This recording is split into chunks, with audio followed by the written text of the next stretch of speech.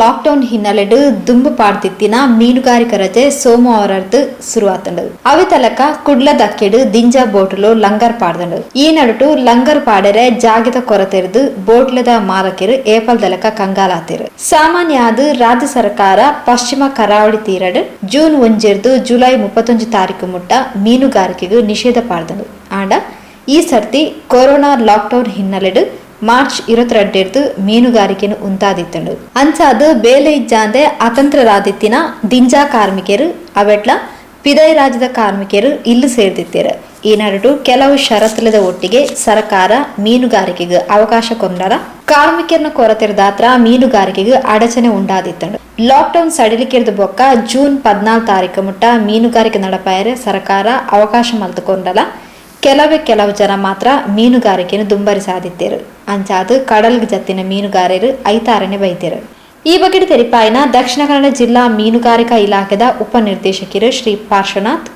Corona lockdown ನಡುಟ್ಲ ಈ ಸರ್ತಿ 2019 sold 1,80,189 ton ಮೀನು ಲಭ್ಯ ಆತಂಡು ಇಂದು ಕಲಿನ 2 ವರ್ಷದ ಅವಧಿಡು ತಿಕ್ಕಿನ ಮೀನ್ದ ಪ್ರಮಾಣದ ಜಾಸ್ತಿ ಆತಂಡು ಮರಿಯಲದ ಅನಾಹುತದ ಹಿನ್ನೆಲೆಡು 10 ಅಶ್ವಶಕ್ತಿ ಸಾಮರ್ಥ್ಯದ ಜಾಸ್ತಿದ ಬೋಟ್ ಮೀನುಗಾರಿಕೆಗೆ ಜೂನ್ 15 ಜುಲೈ 31 ತಾರೀಕು ಮುಟ್ಟ ನಿಷೇಧ ಪಾಡ್ತಂಡು ನಿಯಮ ಉಲ್ಲಂಘಿಸಾಯನಕ್ಲಿನ ವಿರುದ್ಧ ಕರ್ನಾಟಕ ಕಡಲ ಮೀನುಗಾರಿಕೆ ಕಾಯ್ದೆದಟ್ಟು ಕ್ರಮ ಜರುಗಿಸಾವುದು ಲಾಕ್ಡೌನ್ ಹಿನ್ನೆಲೆಡು ಈ ಸರ್ತಿ ಮೀನುಗಾರಿಕೆದ ರಜಾ ಅವಧಿ 47 ದಿನಗಳಿಗೆ ಸೀಮಿತ ಆತನ ಪಂಡು ತೆರಿಪಾಯ ಮೀನುಗಾರಿಕಾ ಇಲಾಖೆಯಿಂದ ಮುಖ್ಯವಾಗಿ ನಾವು ಜೂನ್ ಮತ್ತು ಜುಲೈಯಲ್ಲಿ ಮೀನುಗಾರಿಕಾ ನಿಷೇಧಿತ ಅವಧಿ ಅಂತ ಪ್ರತಿ ವರ್ಷ ಘೋಷಣೆ ಮಾಡ್ತಾ ಇತ್ತು ಸುಮಾರು 61 ದಿನಗಳ ಮೀನುಗಾರಿಕಾ ನಿಷೇಧ ಅಂತೇಳಿ.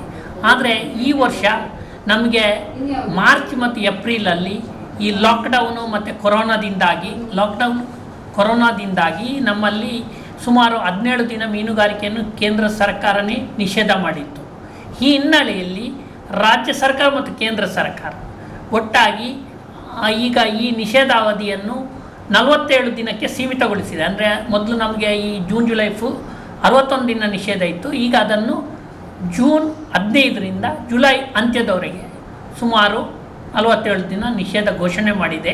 ಅದರ ಪ್ರಕಾರ ಈಗಾಗಲೇ ನಾವು ಮೀನುಗಾರಿಕಾ ಇಲಾಖೆಯಿಂದ ಎಲ್ಲ ಮೀನುಗಾರಿಕಾ ಸಂಘಟನೆಗಳಿಗೆ ಮತ್ತು ಎಲ್ಲ ಯೂನಿಯನ್ಗಳಿಗೆಲ್ಲ ಕೊಟ್ಟು ಎಲ್ಲ ದೋಣಿಗಳು ಈಗಾಗಲೇ ಮಂಗಳೂರು ಮೀನುಗಾರಿಕಾ ಬಂದರಿಗೆ ಬಂದು ಎಲ್ಲ ವಾಪಸ್ಸಾಗಿದೆ. ಈ ನಿಷೇಧಿತ ಅವಧಿಯಲ್ಲಿ ಸಣ್ಣ ಪ್ರಮಾಣದ ಮೀನುಗಾರಿಕೆ ಮಾಡೋರಿಗೆ ಮುಖ್ಯವಾಗಿ ಈ ನಾಡದೋಣಿ ಮೀನುಗಾರಿಕೆ ಅಂದರೆ 10 HP ಒಳಗಿನ ದೋಣಿಗಳಿಗೆ ಮೀನುಗಾರಿಕೆ ಮಾಡಲಿಕ್ಕೆ ಅವಕಾಶ ಇದೆ.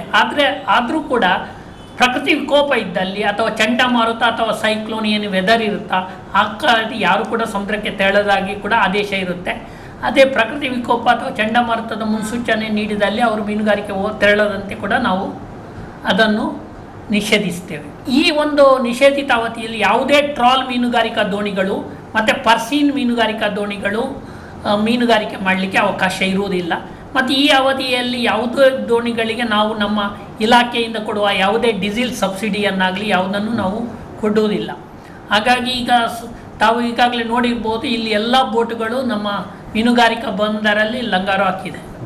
ಕುಡ್ಲ ಬಂದರು ಮೀನುಗಾರಿಕಾ ದೋಣಿ ಮಾಲಕರು ಇಬ್ರಾಹಿಂ ಪಾತರೊಂದು ಕೊರೋನಾ ಅಟ್ಟಹಾಸರದು ರಾಜ್ಯದ ಮೀನುಗಾರರ ಪರವಡಾಯಿನ ಪರಿಸ್ಥಿತಿ ನಿರ್ಮಾಣ ಆತನು ಸರ್ಕಾರದ ಮಾತಾ ನಿಯಮನ ನಮ್ಮ ಮೀನುಗಾರರು ಪಾಲಿಸಾದರು ಈತನೆಂಗನೆ ಮೀನುಗಾರನ ಭವಿಷ್ಯ ಸಂಕಷ್ಟಡುಂಡು ದುಂಬುದ ಮೀನುಗಾರಿಕಾ ಅವಧಿ ಶುರುವಾಪಿನಿಕು ದುಂಬೆ ಸರ್ಕಾರ ಮೀನುಗಾರರನ್ನ ಸಾಲ ಮನ್ನಾ ಮಲ್ಪೆರೆ ಕ್ರಮ ಕೈಕೊನುಚಿಂಡ ಮೀನುಗಾರರು ಮೀನುಗಾರಿಕೆ ಮಲ್ಪೆರೆ ಸಾಧ್ಯ ಒಂದಿನ ಪರಿಸ್ಥಿತಿ ನಿರ್ಮಾಣ ಆಪಿನೇಟು ಒವ್ವೇ ಸಂಶಯ ಇಚ್ಚಿಕೊಂಡು ತೆರಿಪಾಯರು. ವಿಶೇಷವಾಗಿ ಕೊರೋನಾ ಎಂಬ ಮಹಾಮಾರಿ ಬಂದು ನಮ್ಮ ಎಲ್ಲ ಇದನ್ನು ಆರ್ಥಿಕವನ್ನು ನಷ್ಟ ಮಾಡಿದ್ದರಿಂದಾಗಿ ಕೇಂದ್ರ ಸರ್ಕಾರವು ನಮಗಿರುವಂಥ 61 ದಿವಸದ ರಜೆಯನ್ನು 47 ದಿವಸಕ್ಕೆ, ಅದು ವಿಶೇಷವಾಗಿ ಇದೊಂದು ವರ್ಷಕ್ಕೆ, ಈ ವರ್ಷಕ್ಕೆ ಸೀಮಿತವಾಗಿ 47 ದಿವಸದ ರಜೆಯನ್ನು ಘೋಷಿಸಿರುತ್ತದೆ.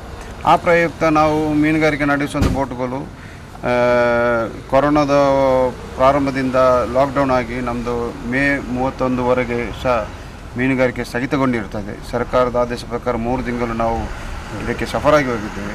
ಆದರೂ ದೇಶದಲ್ಲಿ ನಡೆದಿರುವಂತಹ ವಿದ್ಯಮಾನಕ್ಕೆ ಅನುಗುಣವಾಗಿ ನಾವು ಸಹ ಅದಕ್ಕೆ ಸಹಕಾರವನ್ನು ಕೊಟ್ಟಿದ್ದೇವೆ. ಇದಾಗಿಯೂ ನಮಗೆ ಹಲವಾರು ಲಕ್ಷಗಟ್ಟಲೆ ರೂಪಾಯಿ ಈ ಋತುವಿನ ಪ್ರಾರಂಭದಿಂದಲೇ ನಮಗೆ ನಷ್ಟವನ್ನು ನಾವು ಭರಿಸ್ತಾ ಇದ್ದೇವೆ. ಸೆಪ್ಟೆಂಬರ್ ತಿಂಗಳಲ್ಲಿ ಒಂದು ಸೈಕ್ಲೋನ್ ಬಂತು.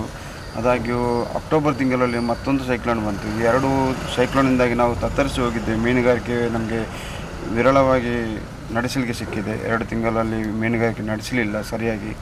ಇದರಿಂದಾಗಿ ನಾವು ಲಕ್ಷಾಂತರ ರೂಪಾಯಿಯನ್ನು ನಾವು ನಷ್ಟವನ್ನು ಹೊಂದಿಸಿದ್ದೇವೆ. ಆದಾಗ್ಯೂ ನಾವು ಮಾರ್ಚ್ ಮತ್ತು ಏಪ್ರಿಲ್ ಮೇ ತಿಂಗಳಲ್ಲಿ ಸ್ವಲ್ಪ ನಮಗೆ ಆದಾಯ ಬರುವಂಥ ಸಮಯ ಆಗಿತ್ತು ಮೀನುಗಾರಿಕೆ ಋತುವಿನಲ್ಲಿ. ಆ ಸಂದರ್ಭದಲ್ಲಿ ನಮಗೆ ಈ ಕೊರೋನಾದಿಂದಾಗಿ ನಮಗೆ ಮೀನುಗಾರಿಕೆ ನಡೆಸಲು ಆಗಲಿಲ್ಲ. ಸರ್ಕಾರದ ಆದೇಶವನ್ನು ನಾವು ಪಾಲಿಸಿದ್ದೇವೆ. ಇದರಿಂದ ನಾವು ಲಕ್ಷಾಂತರ ರೂಪಾಯಿಯನ್ನು ನಷ್ಟವನ್ನು ಹೊಂದಿರುತ್ತೇವೆ.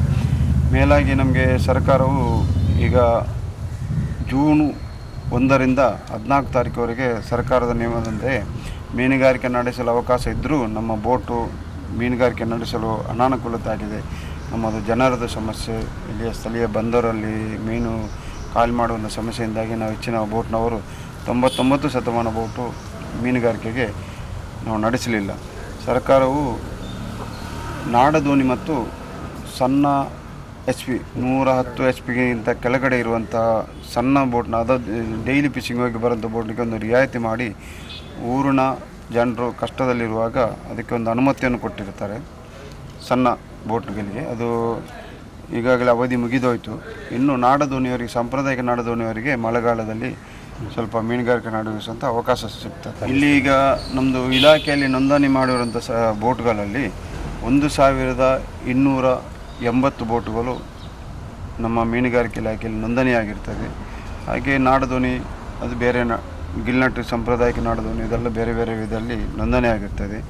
ಇಷ್ಟು ಬೋಟು ಸಹ ಇವಾಗ ಮೀನುಗಾರಿಕೆ ನಡೆಸಿ ವಿಪರೀತವಾಗಿ ನಷ್ಟಕ್ಕೆ ಒಳಗಾಗಿ ತಮ್ಮ ಆದಾಯವನ್ನು ಸಹ ಎಲ್ಲ ಕಳ್ಕೊಂಡಿದ್ದಾರೆ.